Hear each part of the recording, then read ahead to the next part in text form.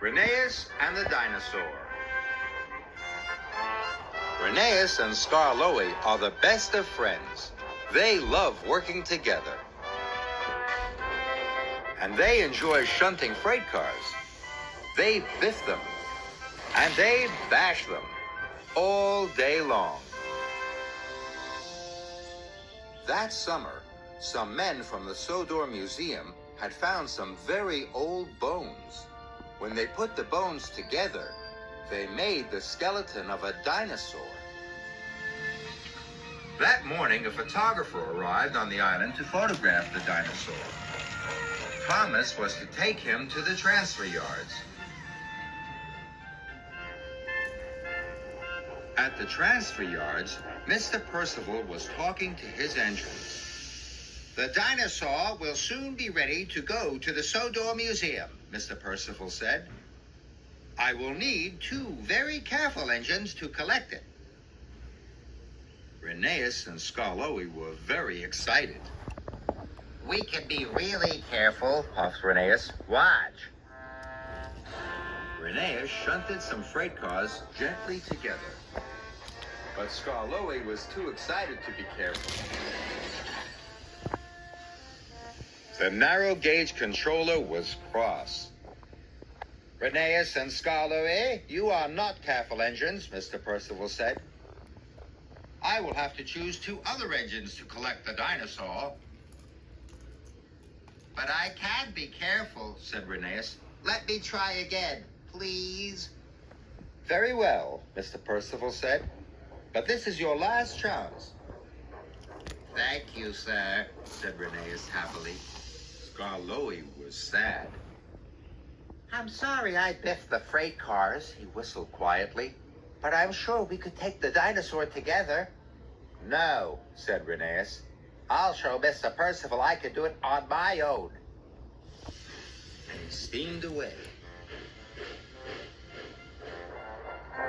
Later, Rheneas had to take some coal to the station houses. The cars were very heavy for him on his own. His pistons pounded, and his axles ached. But Rheneas kept going. Must take the dinosaur. Must take the dinosaur, he puffed. Later at the transfer yards, Mr. Percival came to see Rheneas. Rheneas, you have worked very hard today, said Mr. Percival kindly, and pulled very heavy freight cars, very carefully on your own. This made Rheneas very proud. So, I have decided you can collect the dinosaur, Mr. Percival added. But are you sure you can do it on your own? Yes, sir, I'm sure, whistled Rheneas. He was very happy. And Skarloey, called Mr. Percival, you will collect empty freight cars from the timber yards. Yes, sir, peeped Skarloey sadly. He watched Rheneas race quickly away to collect the dinosaur. Rheneas chuffed cheerfully through the mountains. But when Rheneas arrived to collect the dinosaur, he was surprised. The dinosaur was very, very big. But Rheneas was sure he was strong enough to pull it. He coupled up to the flatbed and pulled with all his puff. He started to puff his way back to the yards.